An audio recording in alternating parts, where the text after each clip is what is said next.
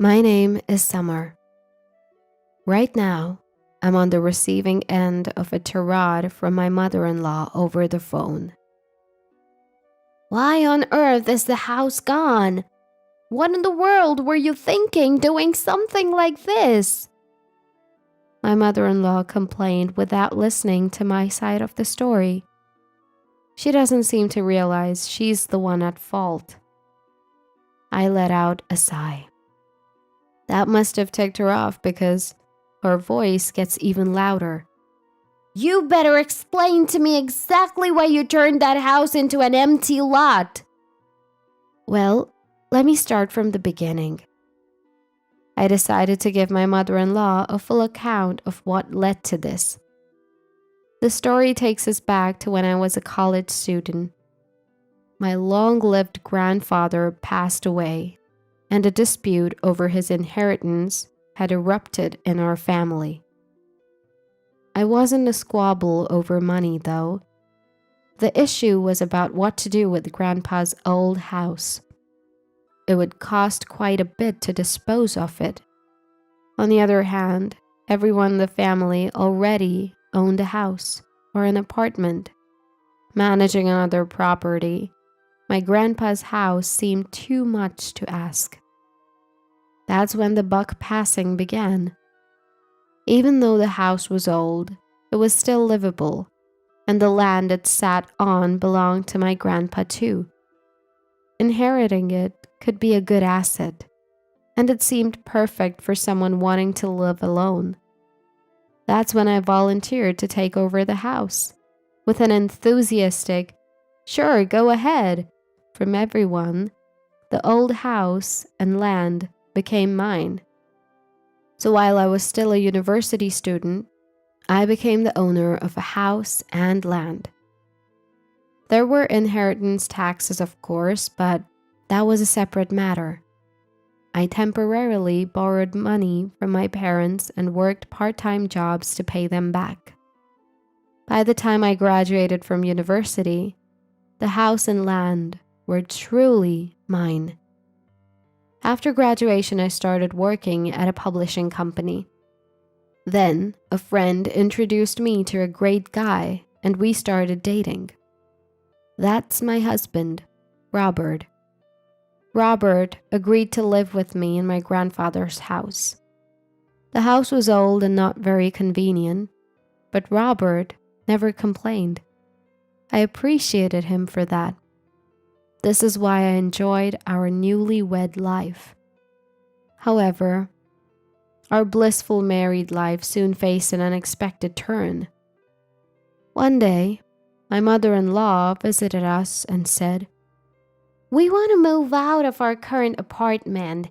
Can we stay here until we find a new place?"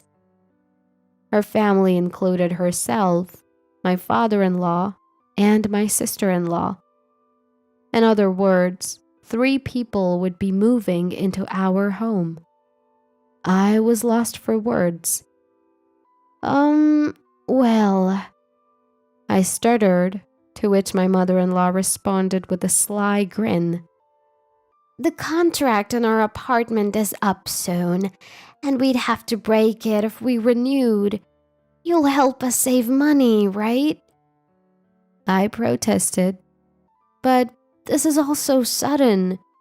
But she continued, "I'll help with the housework. Sounds good, right?" And just like that, I was forced into living with my husband's family. Luckily, our house was spacious and we had rooms to spare. There would be no problem accommodating everyone. And from my perspective, as someone who kept working after marriage, having my mother-in-law's help with housework seemed like a good thing. But I couldn't shake off the fear that living together might strain our currently pleasant relationship. "I hope we can get along well," I mumbled. Despite some anxiety, our cohabitation began. However, living together quickly proved troublesome. My mother-in-law and sister-in-law were always goofing around and never helped around the house. Even worse, my father-in-law would come home late at night and demand that I prepare meals. At first, I put up with it, but my patience soon wore thin. "Please help me with the housework, mother-in-law. That's what you promised me first," I pleaded. "Did I?" She feigned innocence. Then my sister-in-law chimed in. "How dare you talk back to your husband's parents? You're so insolent for a daughter-in-law." "But this is my house," I argued. "So what if it's your house? You are our daughter-in-law, aren't you?" "Well, yes, but..."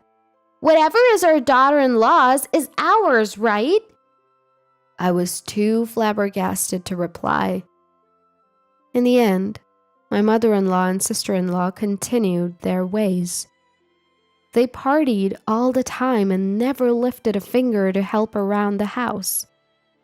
I tried talking to my father-in-law about it, but he said, "You are our daughter-in-law. You should respect us." "Excuse me?" "There's nothing good that comes from a daughter-in-law defying her in-laws.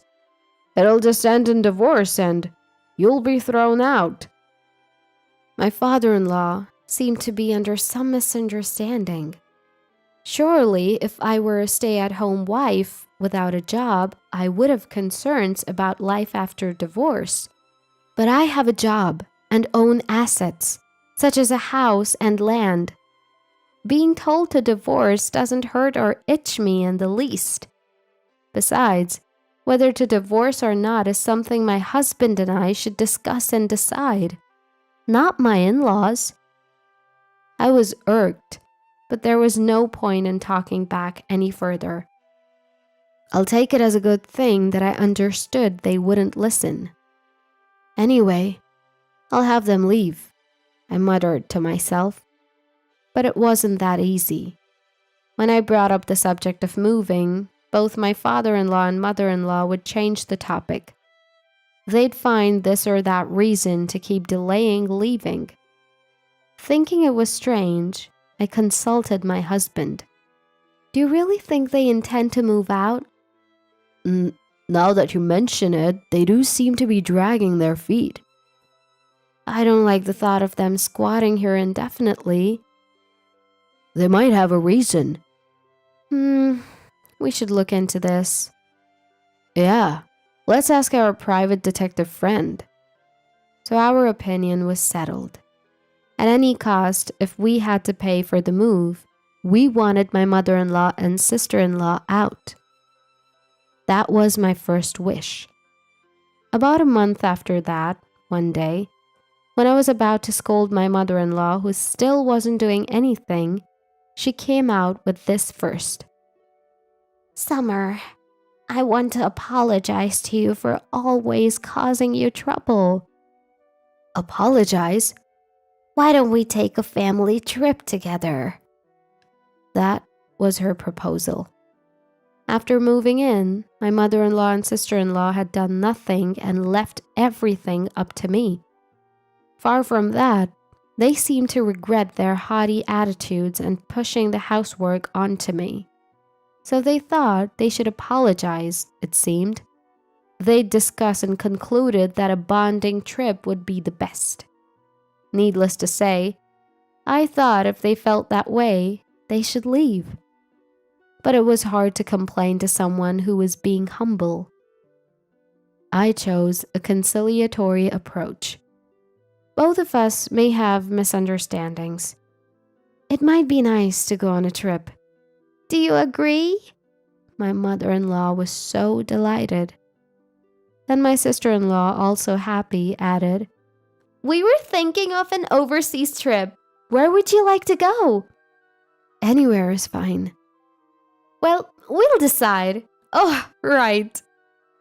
Suddenly, my sister-in-law interrupted herself. She turned to me with an apologetic look.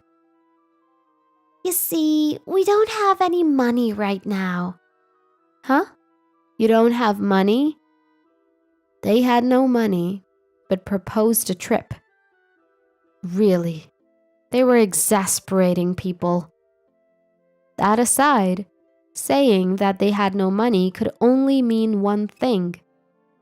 As I was thinking, the exact words I expected came out of my sister-in-law's mouth. Could you lend us some money? Just as I was thinking to refuse, my mother-in-law said something unexpected. Your dad is retiring, so he will receive a retirement bonus. We can pay with that. You just have to front the money for now. By dad, she means my father-in-law. Given his age, his retirement was indeed due. Moreover, the retirement bonus wasn't a mere assumption. It's a guaranteed sum of money that will surely come. Although I was slightly suspicious, I thought the money would definitely come in. And the matter we were discussing on our side required a bit more time, so it might be better to accept my mother-in-law's invitation and avoid causing tension between us. So, I accepted the idea of the trip. After that, I was informed by my mother-in-law and sister-in-law that they had decided on England as our destination. The flight departs at noon from JFK International Airport. Understood. And it seems like the trip is going to cost quite a bit. But as we said before, can you front the money for us? Yes, I'll cover it. Even though it was just fronting the money, it was not a small sum. But at this point, I couldn't say no. Moreover, it seems like they've already made the reservation, so I might as well enjoy it. I gave the requested amount to my mother-in-law. Then, on the day of the trip, the meeting time was 3 hours before our flight. My husband Robert, who had been working the previous day, was staying at a hotel near the airport. Therefore, he was not with me. On the bus heading to the airport, I decided to try calling Robert. At that moment, a call came from Robert's phone before I could call him. Hello, Robert? Are you awake? I spoke, thinking it was my husband, but it was my mother-in-law's voice I heard over the phone. Summer, where are you now? Mother-in-law? Yes, where are you? I'm on the bus heading to the airport. That's unfortunate. We're about to get on the plane now. What? I was confused. Then my mother-in-law, with a sarcastic voice, dropped this bombshell. Actually, we're leaving at 9. Sorry. You lied to me? It's a family trip, so we're going to enjoy it just as a family. What about my ticket? Canceling right on the day of departure is... That's fine. You were never included in the count. My mother-in-law laughed loudly. Apparently, this was all part of her plan. As I clutched my phone in frustration, my sister-in-law's voice came on. Are you upset? You're upset, aren't you? Do you enjoy this kind of thing? It's fun. Bye now. At the moment, the line went dead with a strange noise, and the call was cut off. Immediately, I called back my husband. I could hear the ringing, but it wouldn't connect. Ultimately, I arrived at the airport just before the flight's departure time. When I asked the airport staff, they said that the plane had already entered the runway. There was nothing I could do but see the plane off. It would take a little over 15 hours for the plane I waved goodbye to arrive at its destination, and my mother-in-law and her cohorts would be back in about 10 days. I had plenty of time. Play games with me, and I'll show you who's the better player. I went straight home. I immediately contacted a demolition company and asked them to tear down my house. I also contacted a moving company to haul out all the belongings in the house. But it wasn't just my stuff in the house. There were things belonging to my mother-in-law, father-in-law, and sister-in-law. And because this was so sudden, I didn't have a new home ready. After some consideration, I decided to use one of the warehouses that was part of my grandfather's inheritance. This warehouse was something my grandfather had used for his business, and nobody was using it now. However, there was a large parking lot in front of the warehouse, which was currently being used by the people in the neighborhood. I had everything moved to that warehouse. After that, I notified my parents that I was going to rebuild the house.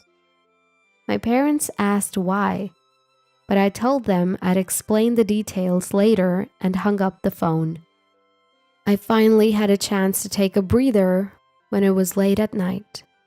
I had just fallen asleep when I noticed my phone ringing. It was an unknown number, and it was early morning, still dim outside. I hesitated but decided to answer the phone. "Hello? Is this Summer?"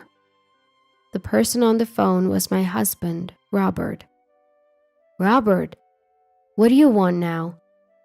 "Sorry, has your fever gone down now?" "What? What are you talking about?" "Huh? I heard you had a high fever and—" As I listened more carefully to my husband's story, I could see my mother-in-law's careful maneuvers. Apparently, Robert had been told the correct meeting time. In other words, because the meeting time was early in the morning, he had purposely stayed at a hotel near the airport. When he went there at the meeting time, he quickly noticed that I wasn't there. When he asked my mother-in-law about it, she told him that I had gone to the hospital with a high fever. Robert was worried about me, but he thought he couldn't call the hospital. Furthermore, my mother-in-law pretended to be passing on a message from me and told Robert to enjoy the trip. So he thought he would enjoy the trip for my sake and departed without contacting me. But I guess my mother-in-law knew that Robert would call me eventually. She called me on Robert's phone just before departure. After they had riled me up, my sister-in-law pretended to accidentally break Robert's phone. Robert believed my sister-in-law's words that it wasn't on purpose and forgave her on the spot. But during the flight, he realized something was strange and called me as soon as he arrived at the hotel. "You've got to be kidding me! Even my sister was in on it? What the hell are they doing?" "Robert, are you pissed at what they did?" "Of course! I was looking forward to going on the trip with you, Summer." So it seems that Robert had nothing to do with it. If that was the case, I decided to get my husband's cooperation. I discussed the ongoing plan with Robert. "So that's how things are moving," I said. "I see. That sounds interesting," he responded. "I've prepped everything, Robert. You just need to act like you're enjoying the trip." "Understood." "And I have one favor to ask of you." "What's that?" "Bring back some souvenirs for me and also some for my colleagues." This was my only concern. Whenever one goes on a trip, it's customary to bring back souvenirs for colleagues at my workplace. In fact, I had even been asked to buy some branded items. I could say I was left behind, but that would be too embarrassing. It was a dilemma for me. But if Robert was on my side, it would change the situation. Now, everything was settled. I provided the list of souvenirs to Robert and focused on what I needed to do. After sunrise, I had a demolition team come over. After getting a quote, they immediately began tearing down the house. The work finished quickly, and the plot of land was cleared in no time. A few days later, my in-laws returned home. They started causing a commotion in front of the empty plot of land. Then they called me and started complaining non-stop. "That's the whole story. Did you understand?" I asked. "You've got to be kidding!" My mother-in-law yelled again. Even so, my mother-in-law was just on the other side of the phone. I wasn't scared at all, so I calmly retorted, "Well, it's pointless to say anything now. I've already demolished the house." "What happened to our belongings? Did you dispose of them?" "No, I didn't dispose of them. I'm keeping them." "You're nothing but a thief!" "I'm only keeping them. I'll return them if you pay." "Pay? For what?" "For the trip and the moving costs. You did say you would at least pay for the trip, didn't you?" See, you should pay up soon." At that, my mother-in-law fell silent. It seemed she was at a loss for a reply.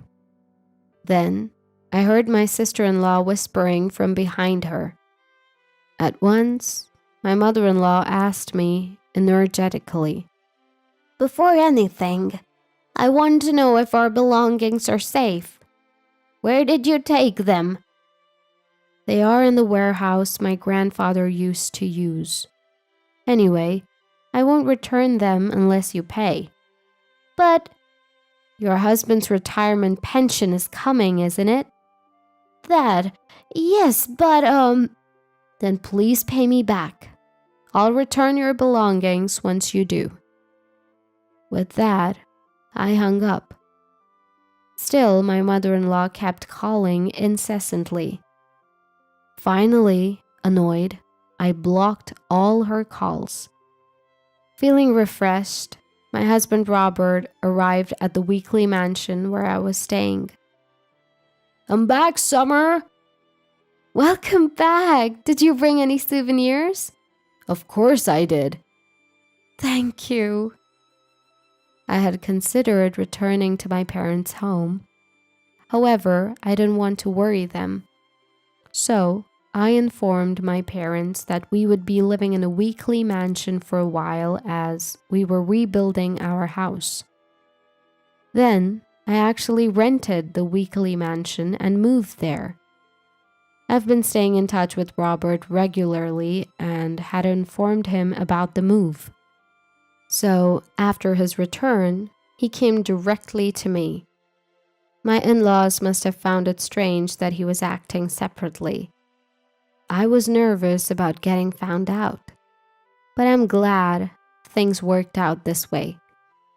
"By the way, Summer, if you get money from Mom, do you plan to forgive her?" "If she promises not to interfere in our lives in the future, I plan to return her belongings and forgive her." "I'm just wondering if she'll pay up without a fuss." "Don't worry. The warehouse is locked, and she can't take anything out without paying me back." There's no way to get into the locked warehouse. If they think it's possible, they'll give up and pay. I was confident about this. However, I couldn't expect a reasonable response from my in-laws, who lack common courtesy. I was reminded of this the following early morning. My phone rang in the dim morning hours. "Who at this hour?" I looked at my phone with sleepy eyes. It was another unknown number. When I answered the call, the person on the other side said, "I'm sorry for calling so early in the morning. I'm from the police." Police? I instantly woke up. I sat upright and listened to the conversation. There had been a disturbance at my grandfather's warehouse. It seems that a local resident who uses the warehouse parking lot had reported it. So when we arrived, we found an intruder who was causing a ruckus in the warehouse and apprehended them. I see. So you have caught the culprit. But the intruder says they're a family member of the warehouse owner. They asked us to contact the owner. Wait, my family? I had a bad feeling. When Robert and I rushed to the scene, several police cars were parked there. And in one of them were my in-laws. Summer, help us! My mother-in-law. My suspicions were confirmed. The intruders were my in-laws. Are these individuals indeed your family? They are technically my family. Robert and I apologized profusely to the police officer who arrived on the scene. In addition, we had to bow our heads to the local people who had heard the commotion. After we apologized, we heard my in-laws' side of the story with the police officer present. This was my in-laws' story. They claimed they didn't have enough money to cover the moving and travel expenses I had asked for. Apparently, they had spent my father-in-law's retirement funds on traveling and repaying their own debts. That was challenging enough. But then my sister-in-law chimed in with, I've got a blind date tomorrow. Where are my clothes? After some squabbles, they decided to take just what they needed from the warehouse. That's why the three of them broke into it. But once we got inside, we found photos of us partying with men mixed in with our belongings. This was a result of the investigation I had commissioned. In fact, when Robert and I asked a private detective to investigate my in-laws, it turned out that my mother-in-law and sister-in-law had been goofing around with men. These men worked in the nightlife industry, and my in-laws had poured quite a lot of money into them. They had even taken on debts, some of which they repaid using my father-in-law's retirement funds. On the other hand, my father-in-law was having an affair with a younger woman from his workplace. Despite the nice ring to his retirement, the truth was that he had been fired for his affair.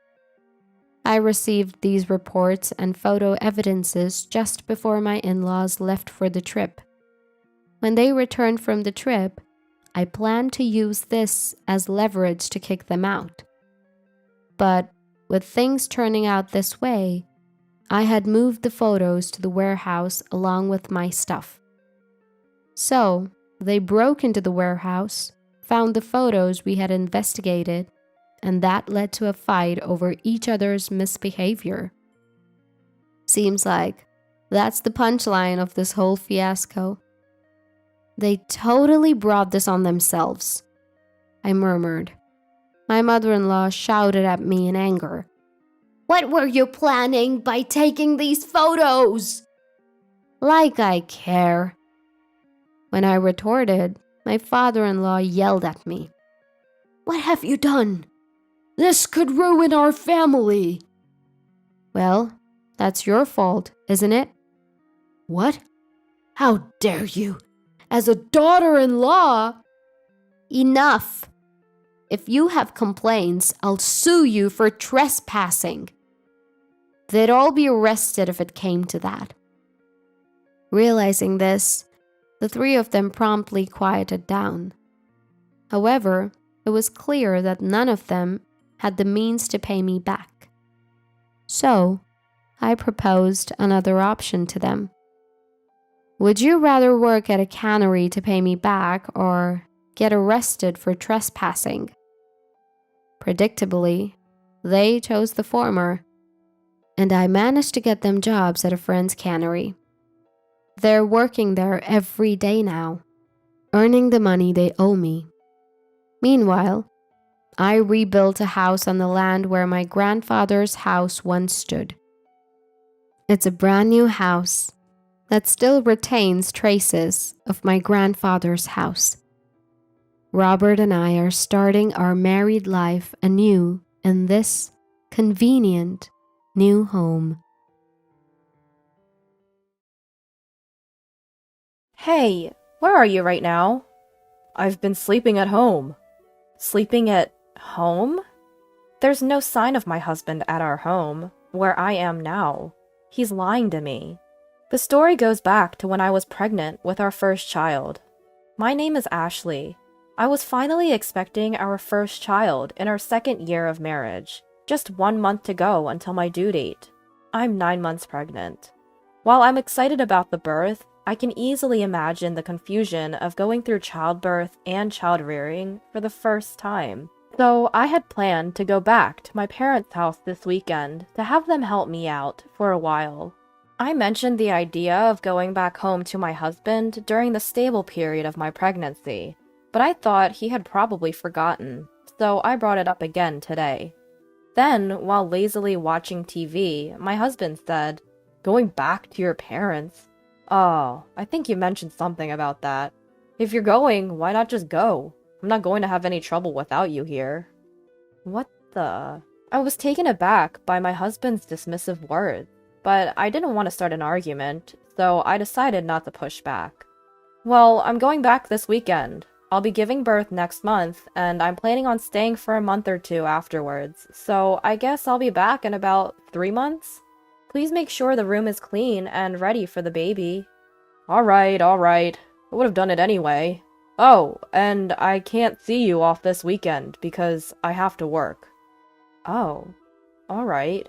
I had hoped at least he would accompany me to the station, but that hope was quickly crushed.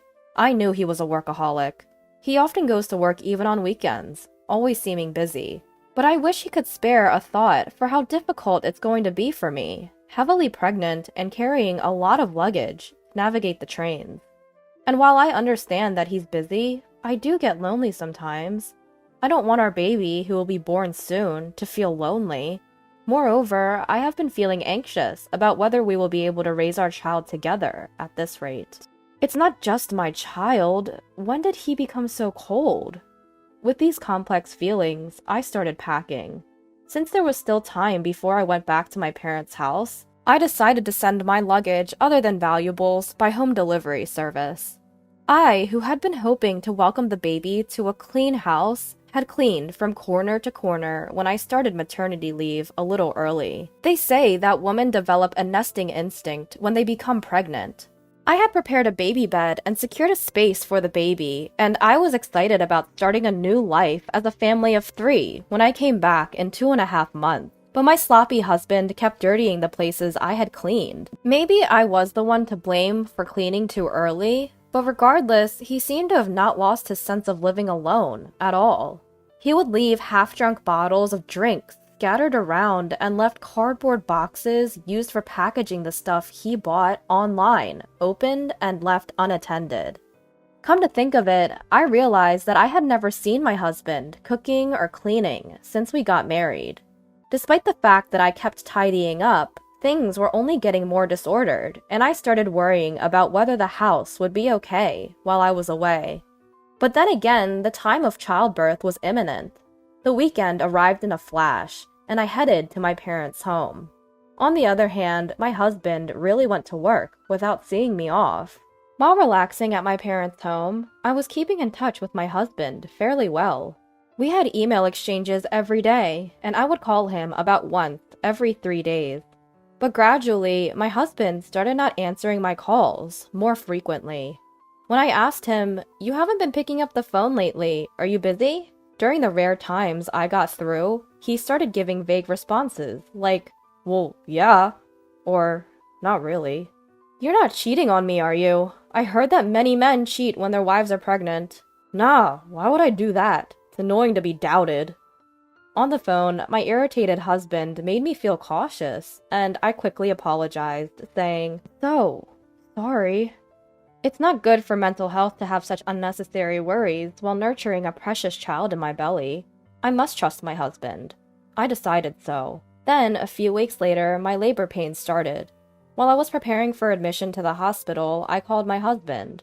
I felt embarrassed to show my pained expression as I endured labor, but I wanted him to be there at the moment of birth, at least. Surely, my husband would also be moved by the birth of our child. The labor has started. It usually takes about half a day for the first child to be born, so you should be able to make it if you start now. I want you to be there at the moment of birth. See, you can even cut the umbilical cord. When I said so, my husband let out a sigh of annoyance. What? You want me to come by train right now? Sorry, I'm tired too, so I can't. I have work tomorrow too. What? You're still talking about work, even at this time? Our child is being born, you know. Is work still your priority? Shut up. There's no replacement for my job. This is the moment our child is born. It's not going to happen again. Like I said, there's no replacement for me. If I don't do it, the work won't go around. Can't you understand that? I'm cutting the call because I'm busy. I tried to persuade him somehow, but my words did not resonate with my husband. As I was cut off on the phone, I shed tears while enduring labor pains. Why is my husband so indifferent to our child's birth? From the moment a mother finds out she's pregnant, she puts her child first. But is a father so indifferent? And so, I faced my first childbirth alone, in solitude. The labor pains lasted for a full day, and a cute little boy was born the next day. Such a tiny, cute, and beloved existence. After getting discharged, my parents showered the child with love while teaching me various things about childcare. By the time a month flew by, I had become adept at bathing the baby. My parents expressed their concern, saying, "Are you okay with such a husband? We can't help worrying about you after we go back." But not wanting to worry them, I tried to reassure them, saying, "Well, I think I can manage somehow. My health is recovering faster than I expected, so maybe I'll go back next week." "Really? Don't push yourself. Let us know immediately if anything happens." "Yes, thank you." They often say that a postpartum body is like that of someone who has been in a car accident. But thanks to hormones, my spirits were high and my body was recovering steadily. I was also getting used to taking care of the baby, so I decided to go back home a little earlier than planned. While I was being cared for at my parents' house, there was hardly any contact from my husband, and even when I sent photos and videos of our son, he didn't show much reaction. I guess a parental heart probably sprouts as one actually raises the baby, and perhaps a sense of being a father wouldn't come up until he interacts with the baby. That's how I thought. I was trying to keep myself going with that thought. I decided to have my parents drop me off at home. I didn't tell my husband that I was coming home, but he should be at home since it's his day off today. I wondered what his reaction would be when he saw our child for the first time. Would my child like our home?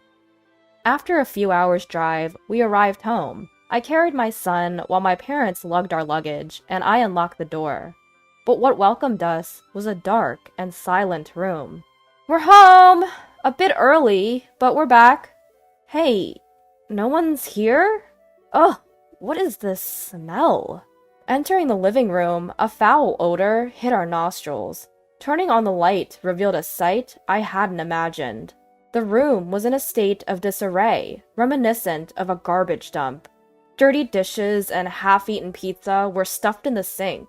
Clothes and food and drink trash scattered about. Half-drunk juice had mold floating in it, emitting a strong odor. The table was covered in stains and dirt. The shower room and sink were filled with black mold. The toilet was dirty and stunk. And in the crib we had prepared for our son, there were piled up unused cardboard boxes and garbage bags. I had told them to keep it clean for welcoming our son, but the reality was far from clean, and I was shocked. There's no way we can live in such a dirty house, and above all, I was most upset about the crib being soiled. Hey, isn't this too much? What's going on? There's no way we can raise a baby in a place like this. My parents were furious and searched for my husband, opening each room. But my husband was nowhere to be found. Where could he be on his day off? Another weekend shift, perhaps? But we don't even know if his previous shifts were true. He's not on a commission basis, so working on the weekend doesn't increase his salary, and his company is supposed to follow the calendar. I had honestly been doubting him always disappearing on the weekends. Let's try calling him. There was no way we could stand in such a cluttered room anymore, so I evacuated my bewildered parents outside for a moment and called my husband, but he didn't answer. Finally, my husband answered the phone when I called for the third time. "Hey, where are you now?" "I was sleeping at home." "Why?" "At home?" We had searched the whole house, but neither my parents nor I had seen my husband. Could he possibly be buried in a mountain of trash? But we couldn't feel any human presence, and his tone didn't sound like he had just woken up. Then I heard a woman's voice over the phone. I couldn't make out what she was saying, but it was definitely a woman's voice. At that moment, I realized everything. This man, he's cheating on me. I can't believe he would cheat on me while neglecting our child. The house was a mess while we were gone. He was cheating on me, and I was furious. A father like this is unnecessary for our son. I'm fed up with a husband like this. If he likes the other woman so much, then I'll let him have her. How can you live in such a messy and rotting smelling house? Oh, I get it. Maybe a burglar came in? I need to report this to the police. Huh? You're at your parents' house, right? What are you talking about all of a sudden? My anger escalated at my confrontational husband, and I raised my voice. You're the one lying about sleeping at home, aren't you? Stop playing dumb. It's absolutely unacceptable to turn the crib into a garbage dump. I'm not coming back to this house. We're getting a divorce. I said this rapidly and hung up the phone. After that, I actually reported to the police that we were victims of burglary to punish my husband. I told my parents and son to go back to my parents' house first, and I waited for my husband in front of the house. Then the police arrived before my husband did. I invited them into the house as if I were welcoming guests, and soon after, I saw my husband coming this way. Unbelievably, there was a woman walking alongside my husband. My husband approached me with a face that seemed to say, "This is bad." "Hey, you! You weren't supposed to be back until next month." But who is she? The woman standing next to him was glaring at me, arms crossed. And who are you, for that matter? What? In spite of running into his mistress, I felt strangely calm. I decided to ask the woman some questions. As it turned out, my husband had been meeting her while concealing the fact that he was married. I was so disgusted with my husband that I didn't know how to react anymore. Hey, at least hear me out. My husband tried to grab my shoulder in a fluster, but I slapped his hand away, not wanting him to touch me. Don't touch me. It's repulsive. The police are checking the room right now. I hope you feel embarrassed having them scrutinize the mess you've made. I'm leaving now. You can explain to the police. Goodbye. Leaving them with a parting shot, I headed back to my parents' house, leaving my husband and the woman in a daze. There were numerous calls from him, but of course I did not answer. I finally decided to respond that night. Apparently, he had explained the situation to the police, and he returned home with a troubled look. The police, pinching their noses against the foul smell and struggling to move around the room, must have been quite embarrassing for him, but he brought it upon himself. After being dumped by the woman he had been lying to, all that was left for my husband was his shame and a house in shambles. Come on, I'm sorry. Come back. I've been looking forward to seeing our son. If he truly felt sorry, he should have at least come to my parents' house. Thinking that he can apologize over the phone and everything would be fine shows what a terrible person he is. I can't imagine spending the future with him. Even though you never showed any interest before, you suddenly care? You weren't even there when I gave birth, despite me asking you to come several times. Well, I thought you knew that I would. I'll clean up the room. I can't do household chores without you. I need you. I can imagine my husband getting more desperate and breathless on the other end of the line as I continue to reject him. No matter how much you beg, it's not happening. You should have kept that woman. If you can't handle housework, have her do it for you. But that was just a fling. It was a momentary lapse. You're the only one for me, Ashley. A fling? Weren't you seeing her every time you said you had to work overtime? Well, that's, different. I pressed my husband, who was mumbling incoherently, and he confessed that he had been cheating on me with multiple women from his high school that he had reconnected with at a friend's wedding party. He's a scumbag either way. There's no point in talking. I started to feel chills listening to my husband desperately apologizing in a voice close to tears. I can't believe it. You disgust me. Were you planning to touch our son with those hands? Unthinkable. I won't do it again. I'll come to pick you up right now. I want to see you and our son. I'll prove my sincerity. Let's go home together. I couldn't believe what I was hearing from my husband's defiant voice. What is he thinking at this point? I can't trust you. There's nothing more to talk about. I'll raise our son on my own. Ashley, please, forgive. I hung up without hearing the rest of his words. The sound of the call ending echoed emptily in my ear. And so, our short marital life came to an end. Half a year has passed since then, and I decided to start working, relying on my parents. Once I've saved up enough money, I intend to leave my parents' house and start living on my own with my son. I am in the midst of divorce negotiations with my husband, mainly for the sake of alimony. Having limited experience living alone, my husband is apparently unable to manage household chores, and most of his meals are from dining out, leaving the house in disarray. However, that's no longer my concern. I will do my best, expressing my abundant love for my son. Starting today, you're living alone in this house because your presence isn't beneficial for our child's upbringing. Right after giving birth, my husband dragged me into an old apartment near his parents' home. But how am I supposed to live alone in a place like this? Give me my child back. Don't cause a scene like that. It's disgraceful and it bothers the neighbors. Please be quiet. Beside my husband, my mother-in-law stood scowling and disregarding my pleas with harsh words. And, to add insult to injury, she started to leave bags of organic waste in front of the rundown building every day. With no place to throw away the accumulating trash, I reluctantly opened one of the bags to find something unbelievable inside. I am Sarah, a 27-year-old housewife. It's been 2 years since I married Alex, and we were anxiously waiting for our first child's birth. However, my joy was overshadowed by worries about Alex's spendthrift ways, his temper, and the relationship with my mother-in-law. We were living with his mother at his parents' home since his father passed away early. My relationship with my mother-in-law was far from pleasant. She criticized me at every turn, and Alex would frequently rebuke me, upset by our exchanges. "What kind of folding is this? You'll crease the clothes. Can't you do even this properly? Start again from the beginning." "But the other day, Mother, you told me to fold them this way." "What?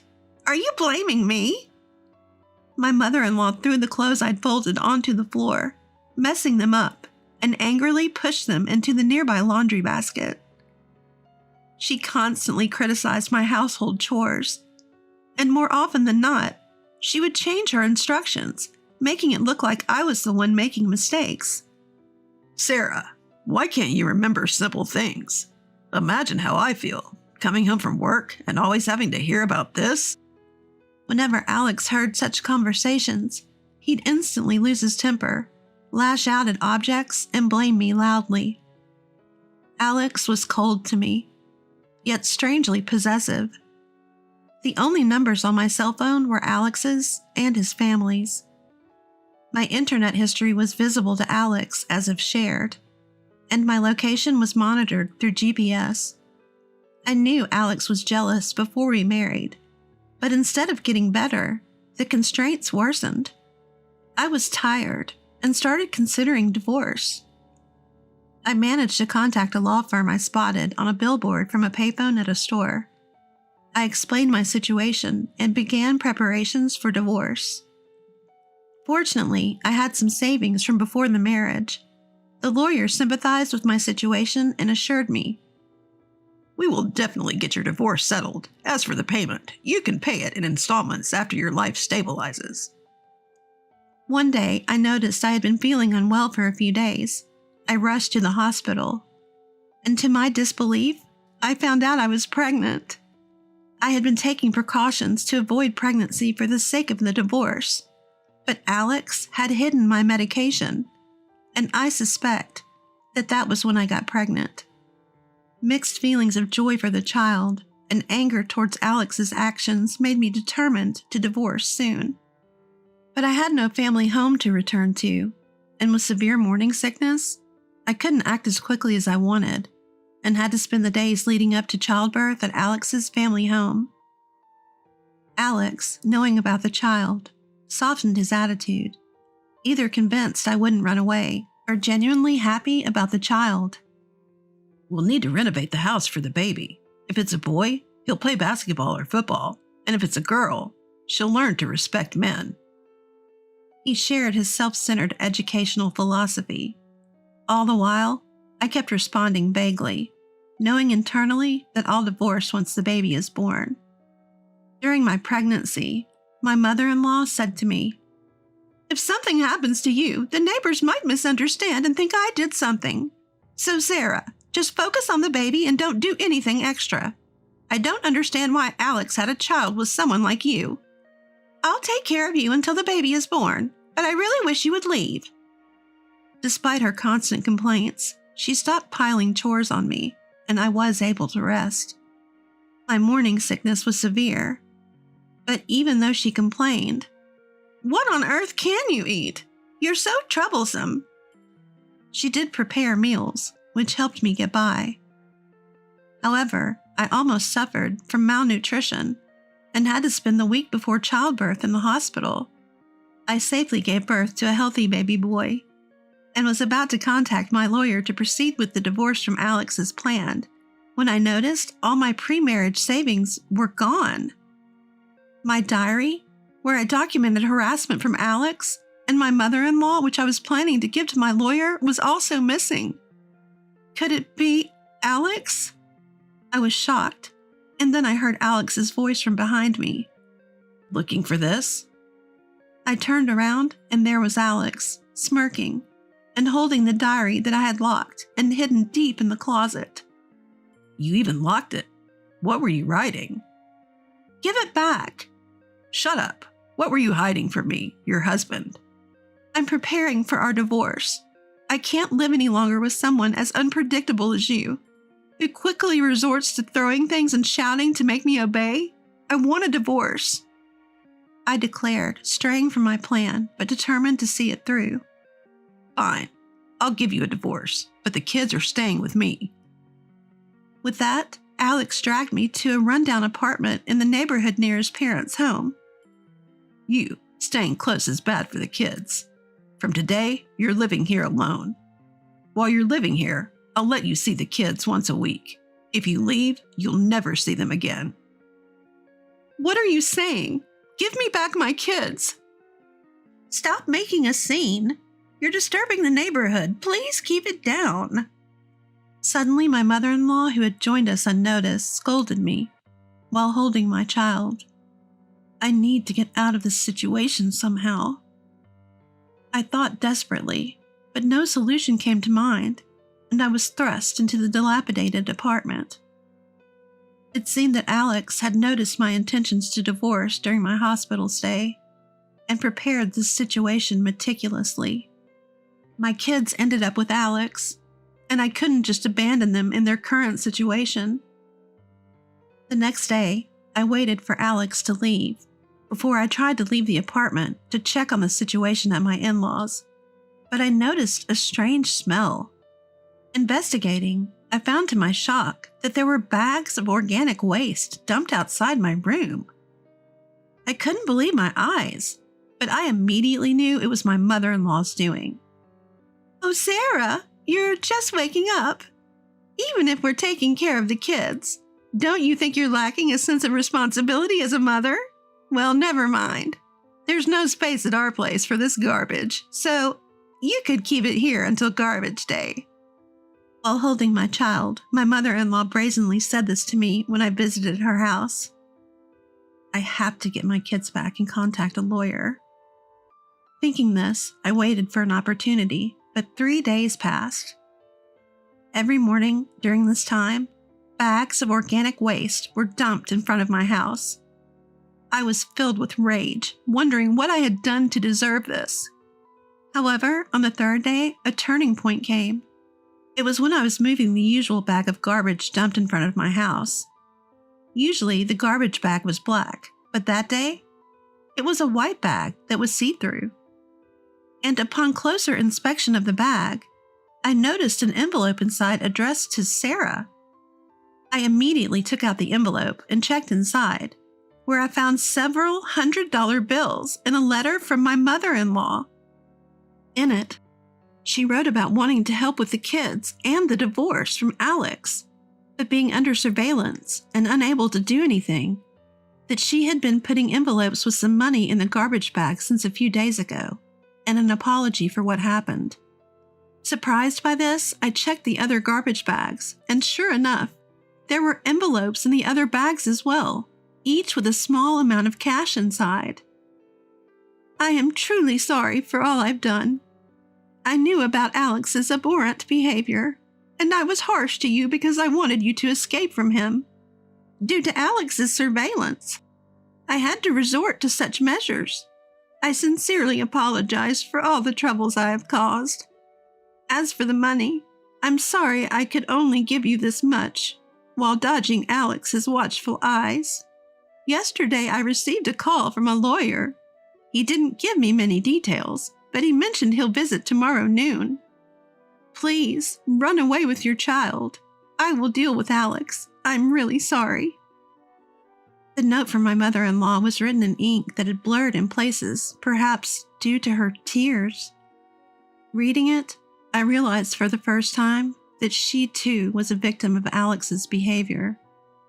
I also learned that while she took good care of me during my pregnancy, she also managed to keep my child safe from Alex's scrutiny. The shocking contents of the letter left me bewildered. Given Alex's personality, it was possible that he had even been looking down on his mother just because she was a woman, even though she was his own mother. In the other bag was an envelope, filled not only with cash, but also more letters of apology, and countless pictures of my child. Feeling my mother-in-law's concern, I sorted my thoughts for the lawyer's meeting the following day and fell asleep. The next day, I was awakened by the sound of the intercom. When I opened the door, my worn-out mother-in-law was standing there holding my child. Alex is on a business trip starting today and won't be back for 3 days.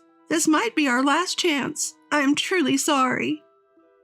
What will you do now, mother-in-law? Won't Alex fly into a rage when he finds out the child is gone? Probably, but that's my responsibility since I raised Alex. Besides, I can't work at my age, and since I'm not very smart, I can't survive without Alex's support. I invited my mother-in-law into the house to hear more of her story. As it turned out, she had been subjected to a form of brainwashing from Alex and her late husband, who constantly told her she was incompetent. Her life was devoid of freedom, dedicated entirely to them. She wasn't even allowed to watch TV when her husband was alive, and it was only after his death that she was able to watch a few programs. It was through them that she realized something was wrong with her situation.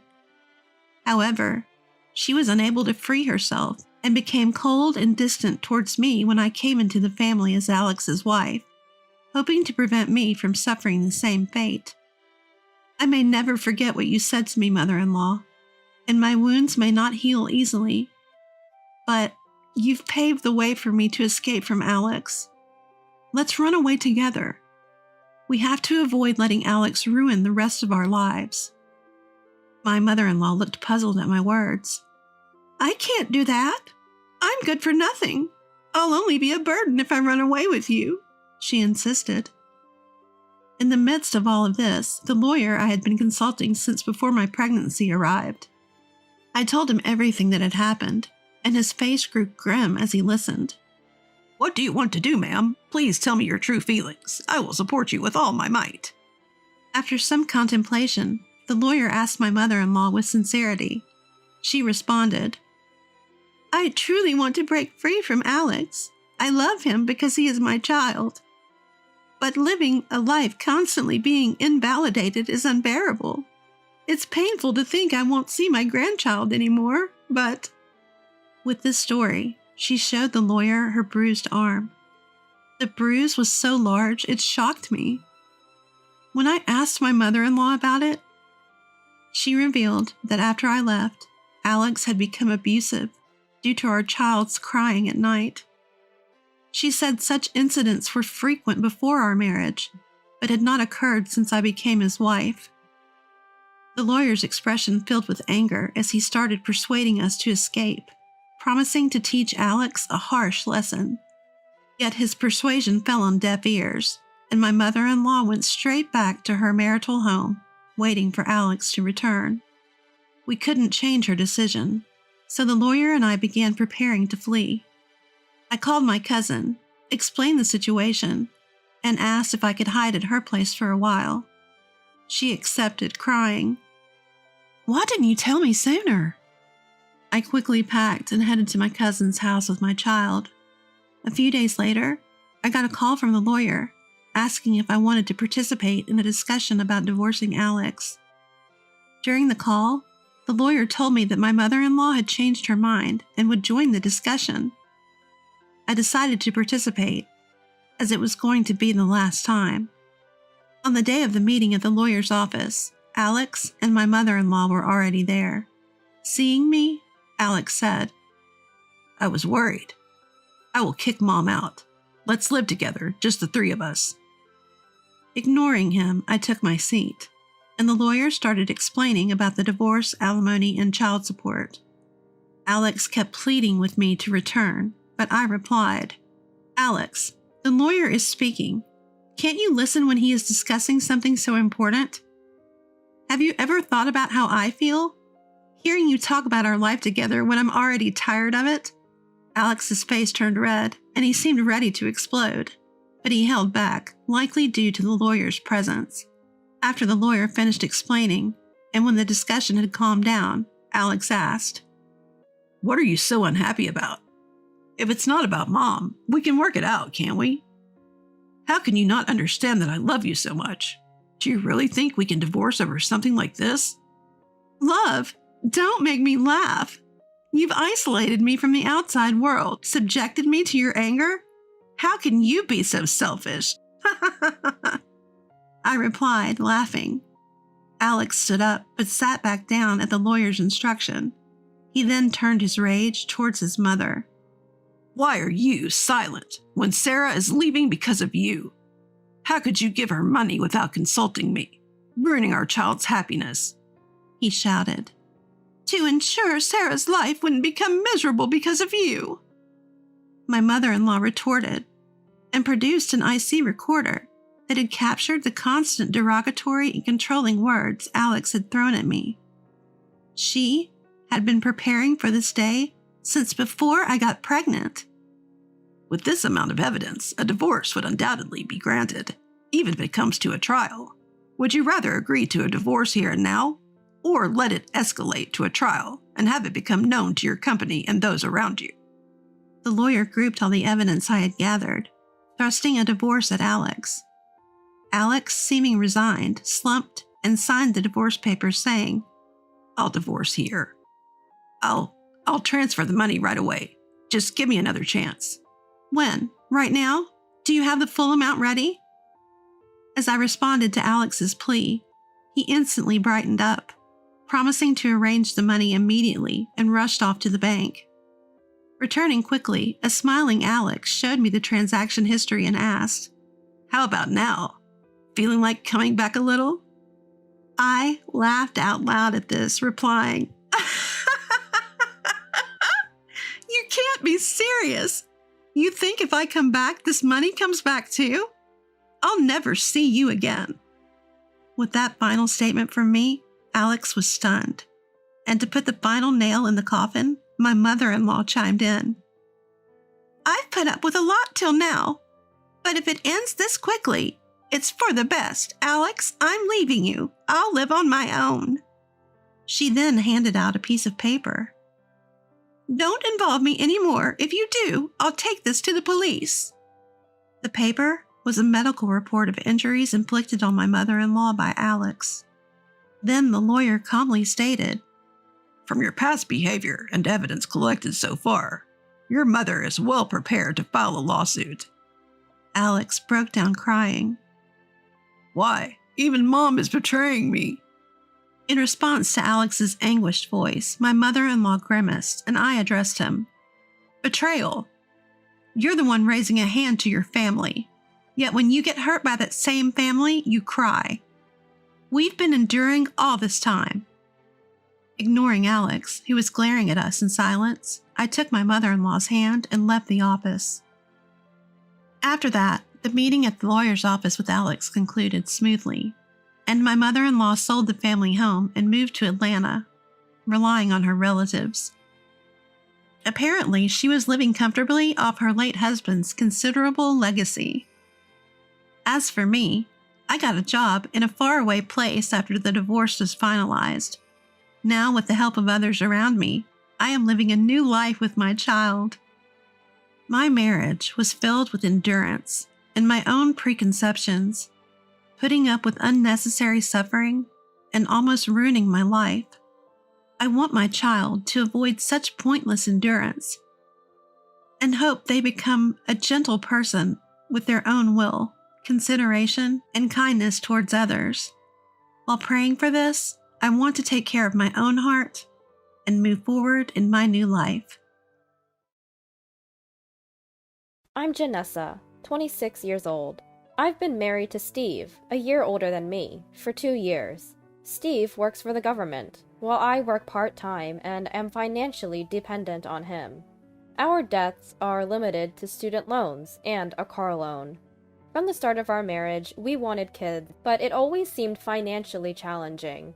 With our student loans soon to be paid off, we started to think maybe we could afford it. One day, our home phone rang, and Steve answered. It seemed like it was my mother-in-law on the other end. I was doing house chores at that time and couldn't catch the entire conversation, but they seemed deeply engrossed in their chat. About 30 minutes later, Steve hung up, saying he'd discuss it with me. What's up? Anything wrong with mother-in-law? She said that Stella's wedding date is set. Stella is my sister-in-law. We get along pretty well, emailing occasionally. I had heard about her boyfriend, so learning about their upcoming wedding was heartwarming. Oh, really? Finally! When is it? For some reason, Steve didn't seem as thrilled. Well, about the wedding? Did something happen to Stella? My mom wants to contribute to the wedding expenses and is asking to borrow $10,000 from us. Wait, what? Why us? We're not in a position to lend that amount. She mentioned that Stella's fiancé intends to pay for everything without any help from his parents. But mother-in-law wasn't too pleased about that and wants to help out financially. Why would she borrow money from us when they're trying to handle it themselves? In fact, we received $7,000 from them for our wedding. Though we intended to repay it, after an intoxicated relative of Steve's dad caused chaos at our wedding reception, we considered it compensation for the ruined event. We shouldn't lend the money without discussing it first. Recalling our wedding, I remembered feeling upset with my in-laws, especially my mother-in-law, who made comments about my parents not chipping in. With a troubled look, Steve tried to persuade me. We do have savings over $10,000, but it's in a fixed deposit, and it's cheaper to borrow than break the deposit. It's a perspective we both share. Mother-in-law suggested that since Steve's a government employee, he could get a low-interest loan. She promises to repay us as soon as they receive the wedding gifts. But I just don't feel good about getting into debt, especially for this reason. Why should we borrow money to help mother-in-law show off? Moreover, it's surprising to know they're strapped for cash. Steve's dad runs his own business. And though mother-in-law works, I'm not sure about her job status. My sister-in-law has a full-time job. Each time we visit them, mother-in-law brags about her overseas trips, designer outfits, and luxury brands like Chanel and Louis Vuitton. She seems to be living beyond her means, which annoys me. Moreover, Steve mentioned mother-in-law intends to keep this loan a secret from Stella. If you're dead set on this, at least be transparent with your dad and Stella. I don't want to be part of any secrets. Well, I understand my mom's desire to look good. Let's just stay silent on this, okay? Janessa, don't you think you're being a bit too cautious? What? You're saying I'm being narrow-minded? No matter how much she promises to pay back, it's still a significant amount of money. We need to think about this. I was starting to get irritated by my husband's careless remarks. It's not that I dislike Stella.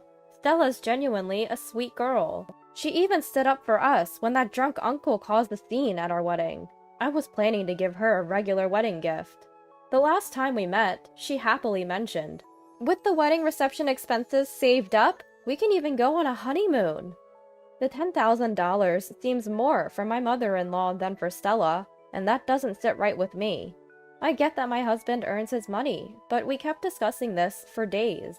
He thinks since we won't technically lose out, why not lend it? But I can't stand my mother-in-law's casual attitude about borrowing money. Our talks never end well, and we risk slipping into arguments. This is the first time since our marriage that our views diverged this much. What really irks me about my husband is that if we do lend the money, he needs to explain the situation to his father and sister. But he's clearly reluctant because he knows his mom will hassle him about keeping it a secret. She helped us out during our time, so what's the big deal about lending for a short period? For our wedding, my side and his side split the expenses. I used my savings and the cash gifts we received. His parents covered his portion and later gave them the cash gifts they received from his side. That difference came to about $7,000. It's not about being stingy. That's a burden Steve took on. How does this concern me? He either had no comeback or simply didn't want to argue any further. He went silent. We didn't conclude, and in the days that followed, he kept receiving calls and emails from his mother. Lately, he's been ignoring her calls. "I'm just tired of her constant nagging about money," he'd say, frowning. The more I see him like this, the more I feel it might be worth the $10,000 to cut ties with his family. Finally, on a day off, he decided to visit his parents and sort things out. I doubted he'd refuse, so I said, "If you do lend it, make sure to get a written agreement from her." He came back later that day, looking drained. I got him to sit up and asked how it went. Apparently, while this was my mother-in-law's idea, his dad was on board too. They feel obligated as parents to contribute to the wedding, but they genuinely don't have the money. So they see borrowing from him as a temporary solution, thinking there's no need to tell their daughter. "Why are you so fixated on this?" they'd asked, emphasizing they don't want their daughter's fiancé to find out. They fear it would tarnish their reputation, which makes me wonder what they think of us. Then, my sister-in-law had told me earlier she had saved up money, but it looks like expenses for the venue decorations, attire, and production costs were more than she'd anticipated.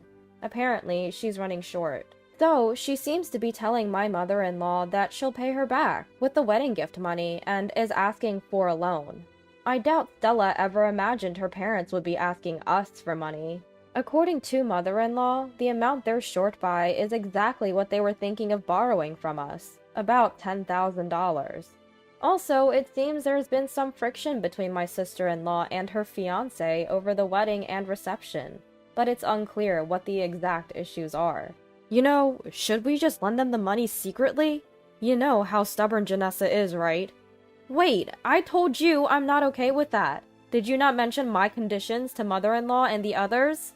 Come on. You can see how much of a hassle it'll be if I tell them, right? Why do we have to deal with this on our day off? That's what I should be saying. They're your parents. I'm not even related by blood, so I'm the one getting dragged into this. Don't get it twisted. You really can be cold-hearted. You might say things bad about my mom, but it's not for her own leisure. Can't you understand a parent's feelings, wanting to provide for Stella? Don't you get it? If it's for Stella's sake, shouldn't they have thought about Stella's future way in advance and saved up? And Steve, he borrowed the maximum amount for his student loans because he just went along with what his parents said. Now he's struggling to pay it back. They've been on overseas trips since Steve was very young, and he doesn't even remember most of them. If they had skipped a few trips, wouldn't that have eased the loan burden? The bag mother-in-law carries is worth about $3,000. I don't like hearing bad things about my parents either. My bottled-up frustrations exploded, and I vented it all out on my husband. He'd been yelling with such intensity earlier, but now he's silently looking down. Thinking he might be angry, I took a peek, and he looked pale. That bag cost $3,000? Really?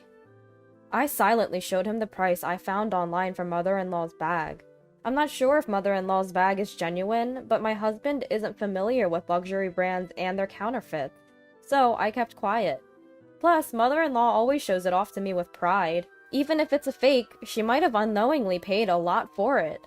What do mother-in-law and the rest plan for their retirement if they're spending lavishly but can't spare $10,000?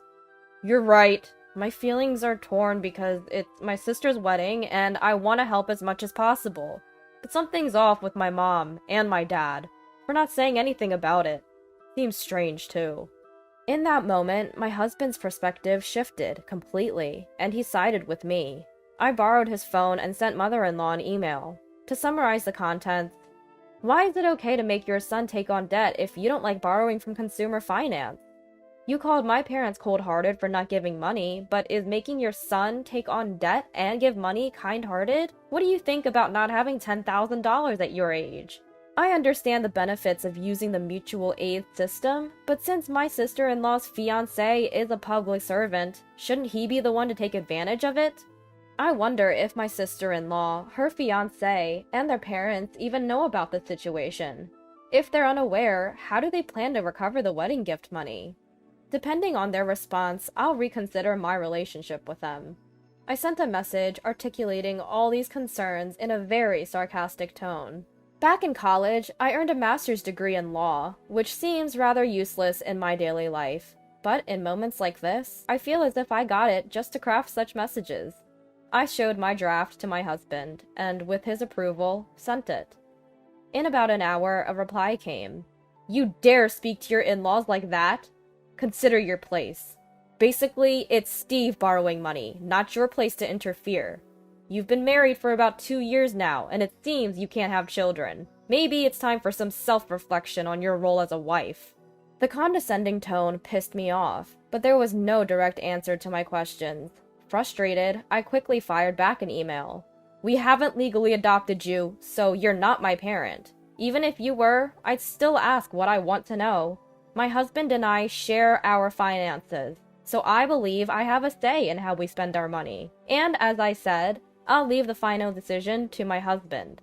We're not struggling to have kids. We're both working and juggling car loans and your son's student loan repayments. So financial stability isn't easy for us right now. We've made plans, so please refrain from interfering. And I don't recall marrying you just to produce a grandchild for you. I've never spoken out against my mother-in-law like this before. I regretted the impulse email a bit, but my husband assured me, if she says anything, I've got your back. The next email from my mother-in-law read, You truly are a pitiful person. You think you can corner me with your pretentious behavior? How miserable. If I could turn back time to the day Steve first brought you home, I would oppose the marriage with all my might. If there's one thing I regret, it's not seeing your true nature sooner. If you ever find yourself in a tight spot, don't expect any help from me. Realizing that any reply would be met with more off-target remarks, I chose not to respond. However, my father-in-law, apparently having seen my email too, angrily called my husband. That arrogant, uneducated little girl! She's not our daughter and we're not her parents. What was that email all about? Just because we've been polite, she thinks she can get carried away. Maybe it's because your story doesn't add up. Don't you think Mom's perspective is a bit off, Dad? I assumed your business was doing well, which is why Mom could afford all her luxuries. But now look where we are. Forget Stella's wedding costs. Shouldn't you two discuss your future plans more thoroughly? Otherwise, financial issues will just keep popping up. You're still under her influence, aren't you? Do you remember who raised you to be who you are today? Was it not me and your mother? You know, I only said it because I'm worried, right? We have our own lives to think about, and we can't always be there to help. If you're gonna act like this, Mom and Dad, we might not visit for a while. With that, he hung up with a puff. I feel bad for dragging you into this. I never meant for you to turn against your parents like that. No, it's okay. I grew up with them my whole life. There were things I didn't notice because I thought it was normal. It's good to have some clarity now. I'm sorry for dragging you into this mess. It's alright, as long as you're okay. We decided there was no point in arguing anymore. The wedding was getting closer, and thinking about my sister-in-law, who had no idea and probably thought our parents would help, we decided to tell her privately. So I reached out to her to meet up. Turns out, she had no idea about any of this. I had no clue things were this way. I didn't know Mom was struggling financially. I mean, I thought she was a bit careless with money, but she works too. So I assumed she was just managing her spending money. I'm sorry to bring this up, especially with the wedding around the corner. But if you need it, we're willing to lend you the money directly. Just let us know. No, that's too much. My husband hates debt, even the loan for the car we're using. He wanted to pay it off in full. If anything, we'll just get a loan. There's no need to borrow from you and Steve. We've had some disagreements about the wedding preparations lately, and if he found out about this, it'd just make things worse. Our budget is tight, but we'll try to make do, even if it means crafting things ourselves to save money. Well, if you need any help with things like a welcome sign or something, Steve and I can help out. Just ask. She thanked us, and despite not knowing about it before, deeply apologized for her mother's actions. It was tough to see her feel so guilty. As the wedding date neared, my mother-in-law contacted my husband. Apparently, she had said she might not attend our sister-in-law's wedding. I always wondered how my brother would explain to the relatives why she didn't attend. It would surely raise eyebrows. It's a shame because I was really looking forward to seeing my sister-in-law in her wedding dress. But I can't bring myself to apologize and go. It's just how it is. I'll ask to see the photos later on. A few months after that, we returned the $7,000 difference in wedding expenses to my mother-in-law and father-in-law. While our relationship hasn't ended completely, my husband, who often relocates for work, got assigned to a place far from his parents, so it's less likely we'll interact much anymore. On the wedding day, when my sister-in-law and her husband realized we weren't there, she confronted mother-in-law. She admitted she told us not to come. I'm not sure how the story got around, but her husband, who knew nothing about this until then, was furious. It seems he's developed quite a disdain for his in-laws. They always wanted the couple to live with them eventually. It's a sad outcome for them, but they brought it upon themselves.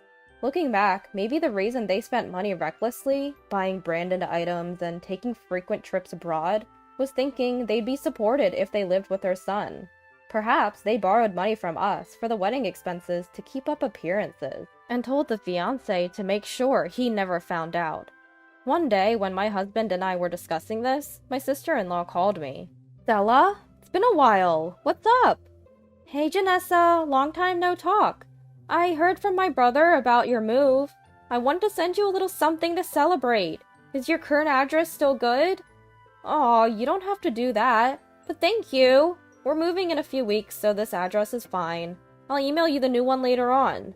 Please do. You never know when a blessing will come, but we're hoping for one soon. As a seasoned mom, you'll have to share some tips with me.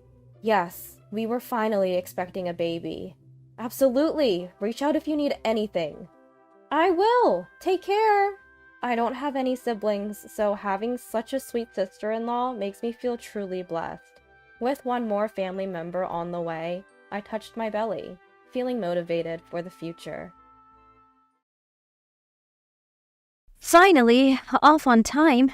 Great job, me. I said, standing up from my desk. Working in sales overtime is not uncommon for me, but today, I was determined to leave right on time. Why? Because my favorite actor's starring drama was premiering tonight.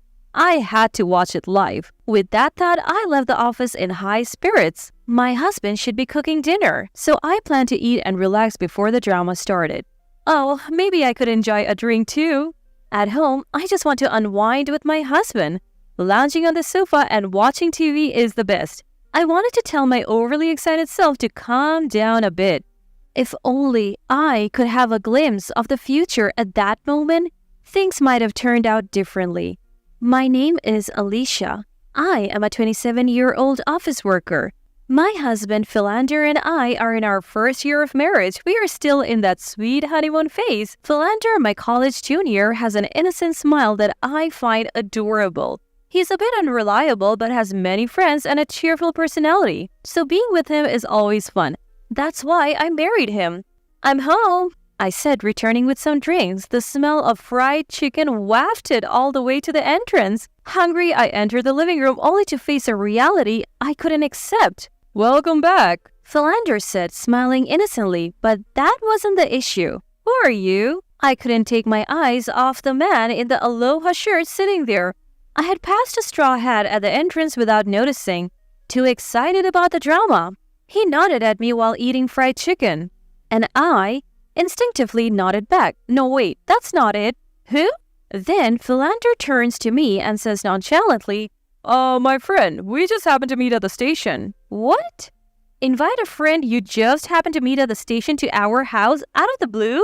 Without even telling me? My mood takes a nosedive at this point. Philander seems to have lived alone since his student days, leading a rather carefree life. He has many friends, so he often stayed at their houses or invited them over. Even after marriage, this kind of things happens frequently. Moreover, most of these people are strangers to me. Sometimes there are even girls among them. I take Philander to another room and confront him. What's going on? You know you should tell me in advance if you're inviting someone over. But I just happened to meet them, so I couldn't tell you in advance.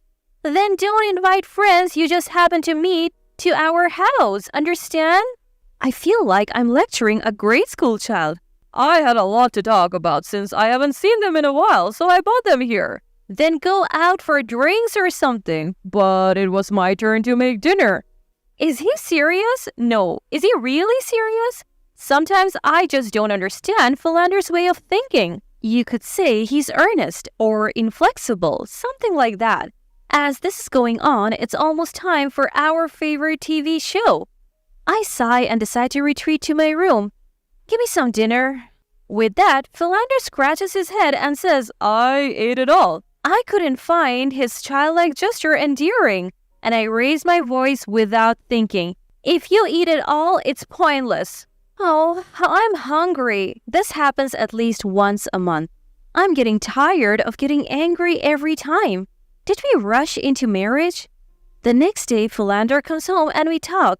I tell him I don't want strangers in our house, that I have said it many times, and if it continues, I'll consider divorce. Divorce?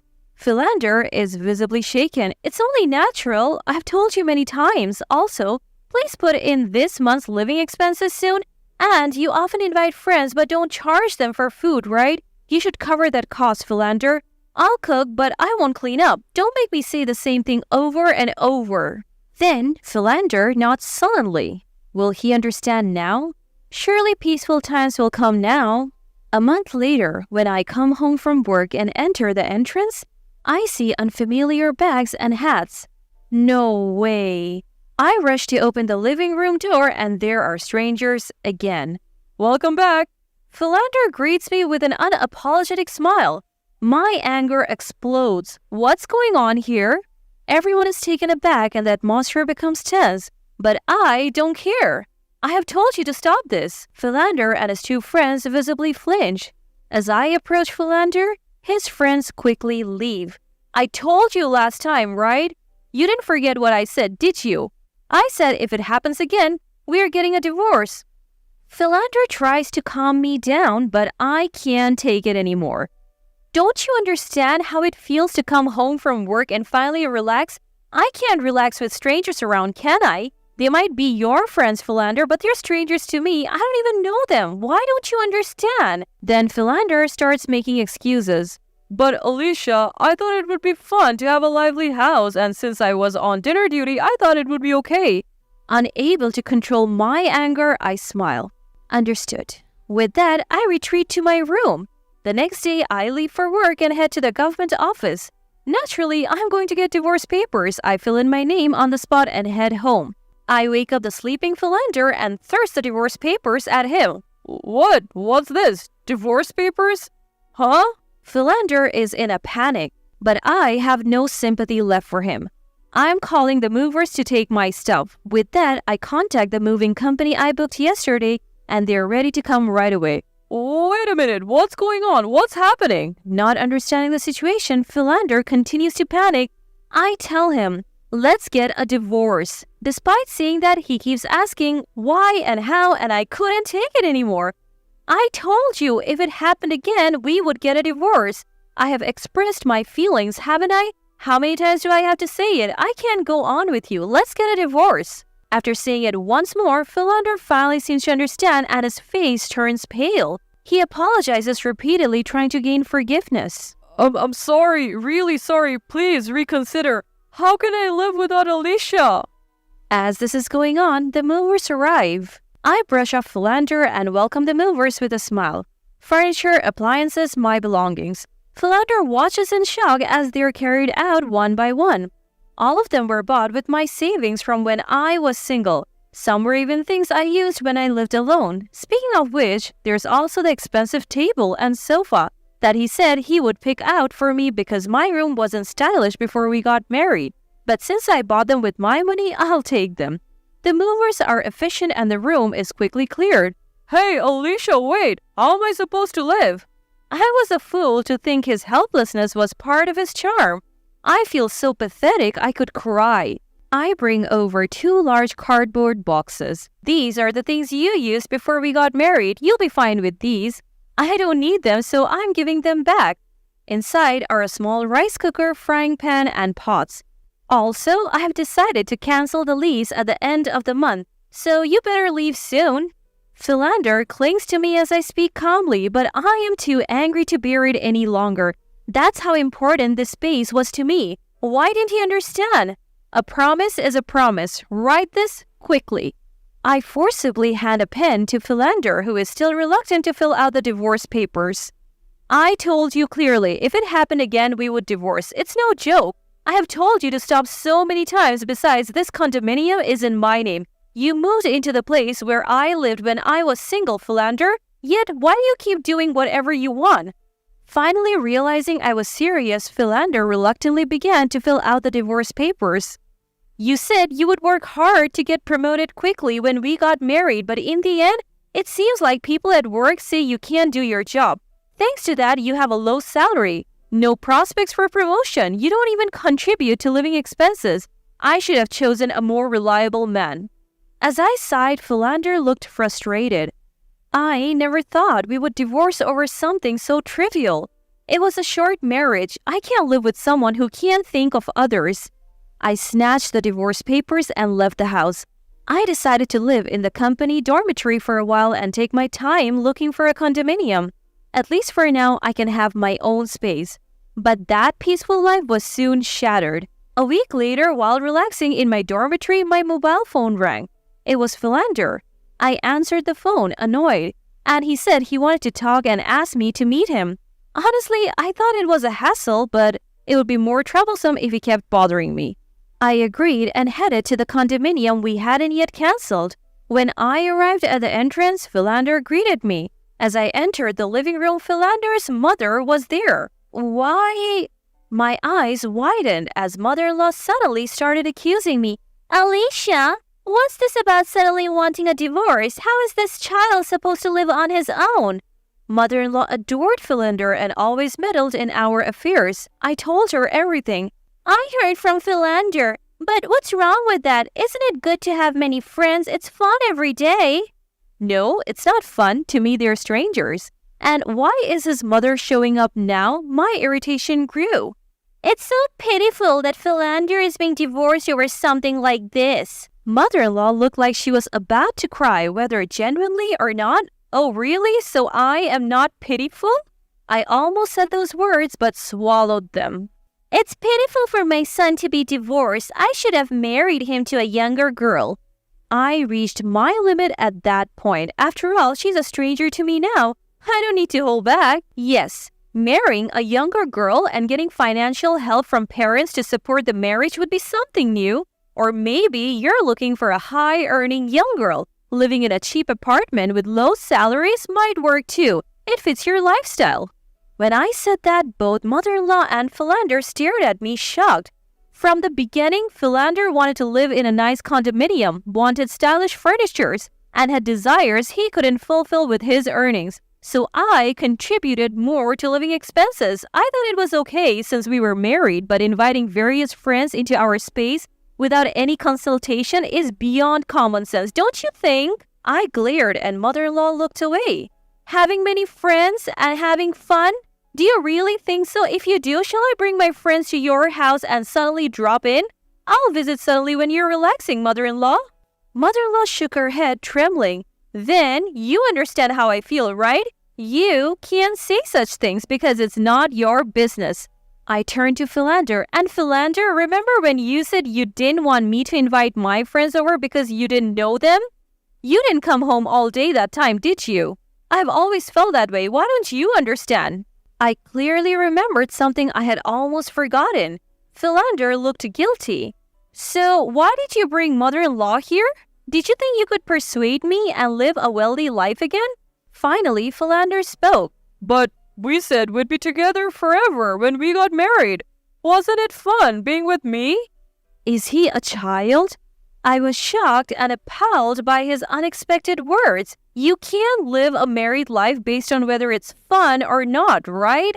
I felt a strange calmness, having moved beyond anger. I sighed heavily. Being with Philander was fun, but there were times when it felt like dealing with a child. I'm not your mother, you know. Grow up a little. Let's be together forever isn't a child's promise. We both have to work hard to live together. That's why I divorced you. Philander had nothing to say. Also, I would like you to pay back some of the living expenses you didn't contribute. As I said this, exasperated mother-in-law looked at Philander. You were supposed to put in living expenses, but you said you spent it on fun lately and didn't put it in. Roughly calculated, it's a total of $200,000. A grown man who works and can't even put in that much is pathetic, isn't it? Suddenly, mother-in-law became hysterical. Philander, you're a good-for-nothing who can't even pay living expenses, just like your father. I remembered Philander telling me that his father earned little and his mother had always worked. Is it genetic? Is it really genetic? Pay that money back promptly. Come back home for now. Suddenly, mother-in-law switched from Philander's side to mine. Well, that's how it is, so don't contact me anymore. There was nothing left to say. I looked around the room, almost empty of belongings, and sighed again. Goodbye. It was completely over for me. As I left the room without looking back, I heard Philander's voice from behind. Sorry. Thank you for everything. I felt refreshed as I left the familiar condominium. I failed in marriage, but now I can move forward. Later, Philander transferred the $200,000 he hadn't put in for living expenses. Apparently, mother-in-law is passionate about re-educating him, and he has changed jobs to a company near his parents' home, living under mother-in-law's financial management. I feel so relieved. Now, let's work hard today. My name is Olivia. I recently gave birth to my daughter Elena, who's about to turn 1. My husband has been incredibly supportive, especially since this is our first child. I'm very grateful for him. But there's a problem with my in-laws. My relationship with my mother-in-law Helen was already strained, leading us to a state of estrangement. Let me first talk about the incident that led us to this point. From the beginning, Helen and I never got along. Once I went to their home for a family meeting. I was greeted by balloons and decorations that were blatantly feminine, and the dinner menu was filled with ingredients I specifically said I couldn't tolerate. My husband was furious, and he deeply apologized to me when we got home. At that point, I was rethinking the whole marriage, but my husband desperately convinced me to proceed under certain conditions. Helen and I would only see each other during major life events. No shared meals, If we visit the in-laws, no overnight stays. If my husband wants to visit them during holidays, he goes alone. I would visit my own parents, and absolutely no sharing of our contact information. At the time of our marriage, it was already rare to have a landline at home, so fortunately, direct calls were never an issue. We decided that if these conditions were broken, I'd go back to my parents, and we would either sever ties with Helen or get a divorce. But Helen continued to create issues. Take our wedding, for example. We couldn't exactly not invite her. However, she showed up in a painfully inappropriate white mini dress. She was promptly escorted out by the staff and had to rejoin the ceremony in what I assume were her regular clothes. Every time she met relatives from my husband's side, she would complain. I had that dress made for my son's wedding, but the bride complained. I want my money back. Everyone just awkwardly chuckled. No one blamed me, thankfully. In fact, they comforted me. She even tried to insert herself during the cake-cutting ceremony and deliberately attempted to spill wine on my dress. She was removed from the venue midway, and my husband apologized to me profusely. My husband had been apologizing profusely to my parents and relatives. He kept saying, "It's so embarrassing to have a mom like that." Even my parents and relatives had seen Helen's erratic behavior. Some suggested we should reconsider the marriage. But after seeing my husband's sincere apologies and his regretful face, they felt he wasn't a bad guy. They even offered words of sympathy. Life was peaceful for a while. It was just the two of us in our new home. Then one day, something happened. I usually work from home and rarely go out. My husband knows this. It's been our style since we started dating. But Helen didn't like it one bit. She'd say things like, "You can't possibly be doing legitimate work from home. You must be up to no good, probably having men over." My husband defended me then, but Helen was not one to back down easily. She continued to sulk. Then came a day when I had an outside job and left the house. When I got back, something felt off. First of all, the door was unlocked. I thought we might have been robbed and called my husband. "Hey, you're still at work, right?" "Yeah, what's going on?" "I told you I had work outside today, right? I locked the door when I left, but now it's open." "Is someone inside?" I listened carefully. Footsteps. The sound of someone rummaging through our things. Someone's in the house. "Got it. I'm coming home. Go hide out at a nearby diner." I did as he said, waiting at a nearby diner. Minutes later, he called my cell. "I'm sorry." "What happened?" For a moment, I thought he was cheating, but the reality was worse. "Turns out my mom had made a copy of our house key." "Are you kidding me?" Apparently, Helen had stolen a key from his key ring when he visited home and had it duplicated. "That sounds criminal. It's your fault for not giving me one in the first place." I heard Helen's voice in the background. I couldn't believe it. I had my husband hand her the phone. "Listen, Helen. Clearly you don't understand what being a daughter-in-law means. You should be begging me to come over any time. And you never visit on holidays or celebrate Mother's Day. You're even wearing flashy underwear." I was embarrassed and infuriated to realize she looked through my drawers. "You're the one who's out of line. Liam had a hard time at our wedding because of you. You not only stole a key but snooped around our personal stuff. I'm done. I was considering still taking part in any family rites, but now I won't even bother with a funeral." I hung up and texted my husband. "I can't stay in that house tonight. I'm going to a business hotel. Please clean up the house. If you can't deal with Helen, I'm going back to my parents." Within a minute, he texted back, "I'm sorry, I'll take care of it. I want to cut ties too." From then on, it became taboo to bring Helen and me together at any family gatherings on my husband's side.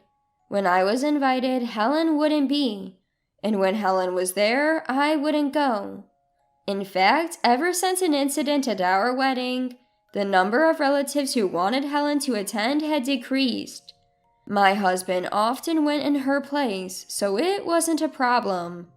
This marked the end of my estrangement from Helen. But now we have a daughter, our first child, so we decided to reach out to my in-laws. All along, the silent party has been my father-in-law, George. He's quiet, for better or worse, and he can't stand up to Helen. Since Helen and I don't talk, George and I lost touch too. George is a good man, so we figured it was more for his sake that we decided to visit. We thought about asking Helen to leave for the day or inviting George over, but he has mobility issues, and it would be weird to kick Helen out of her own house. In any case, Helen wasn't going anywhere. So we decided that a brief visit with George couldn't hurt. Things went surprisingly well during the visit. Helen was smitten with our daughter and couldn't help but say, "She's so adorable. She looks like her dad. Reminds me of Liam when he was a tot." George too looked pleased, speaking volumes with his few words. It was the first peaceful moment we'd had with my in-laws since getting married. A few days after that calm visit, something happened. I was home alone with my daughter when the doorbell rang. It was a food delivery from my in-laws. The note simply read, "For her first birthday." We planned to prepare something ourselves, but I was touched they'd gone to the trouble.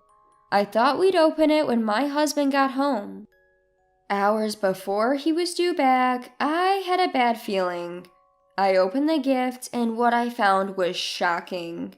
My husband came home at that moment and asked, "What are you looking at?"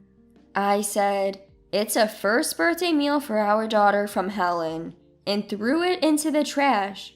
Shocked, he shouted, "What are you doing? No matter how bad my mom is, you don't have to throw away what she gave to our daughter. You should apologize." Without even turning around, I asked, "Did you look inside?" Furious, he retrieved the gift from the trash. At first glance, it might have seemed normal, but the selection was horrible. Chicken feet, a cake shaped like a black cat using chocolate, shark fin soup, octopus, 13 peanuts, and a mirror? All in all, a parade of inauspicious items. I wondered where you could even find such a collection of bad omens, but she probably went to the trouble of making it herself. It was clearly not a kind gesture, but a deliberate act of malice. Seeing the contents, my husband stormed out holding the gift. I wanted to say goodbye, but ended up getting into the car forcefully. Any parent would speak up after something like this. As I tried to get in, my husband hesitated, wanting to say something. But one look at my face and he simply drove away. We walked right into Helen and George's house without even knocking, using our own key. "What the heck is going on here?" Helen and George were in the living room, apparently eating leftover chicken for dinner. When Helen saw the gift bag in my husband's hand, she said, "Oh, it arrived. Nice celebration meal, isn't it?" Her face looked genuinely pleased. A nice celebration meal? It's all filled with bad luck and inappropriate items. The apple doesn't fall far from the tree, huh? "Oh, come on, it's lavish. I put a lot of care into making it. Just be grateful and use it." Who in the world would use such bad luck, inappropriate items for a first birthday celebration? "Oh, were they bad luck or inappropriate? I didn't notice." I couldn't believe she said that with such confidence. I recalled what she had packed. The cat-shaped cake may look cute, but black cats are often associated with evil. Shark fin soup isn't exactly animal friendly or environmentally conscious. Then there were 13 peanuts, which are not only a high allergy risk for a 1-year-old, but the number 13 is often considered unlucky. The gift was entirely inappropriate. Given all this, it's hard to believe she didn't know what she was doing. And the chicken, it was a single leg, hardly lavish. If they had simply sent their delicious fried chicken, it would have been a much better celebration gift. That's the crux of it. So you didn't know, huh? Then why don't you guys eat it? How dare you even say that? My husband then spoke up and Helen sighed heavily. You know, I've been thinking for a while. You take everything so negatively. Like that balloon during the family meeting. It simply looked feminine. It's art, dear, art.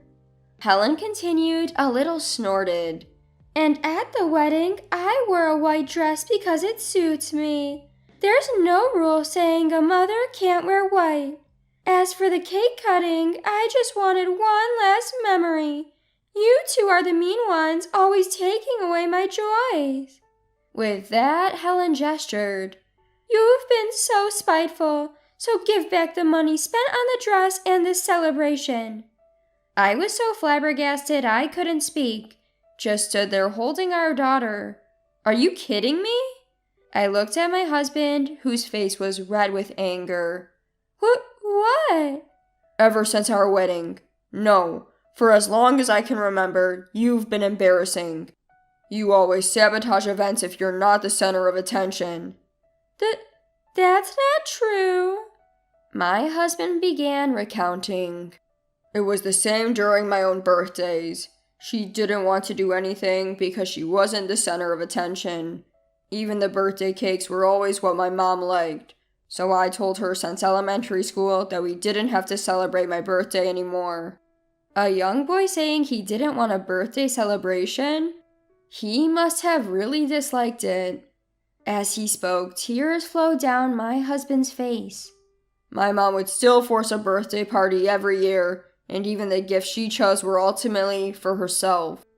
I later heard that the gifts my husband received were things like books that were more to Helen's taste, or craft supplies he would never use. Whenever he said he didn't need them, Helen would go, I thought it would be fun if we could use it together. Fine, I'll just keep it. That would get annoying.